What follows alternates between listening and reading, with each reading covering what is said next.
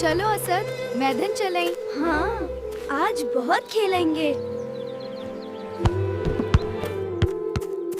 जियाद, बल जोर से फेंको। लो असद, पकड़ो। देखो जियाद, कितनी प्यारी चिड़िया हैं। हाँ असद, बहुत खूबसूरत है।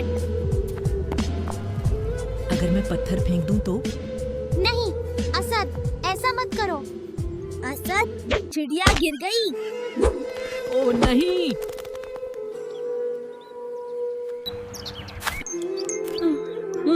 इसकी टांग जख्मी हो गई है।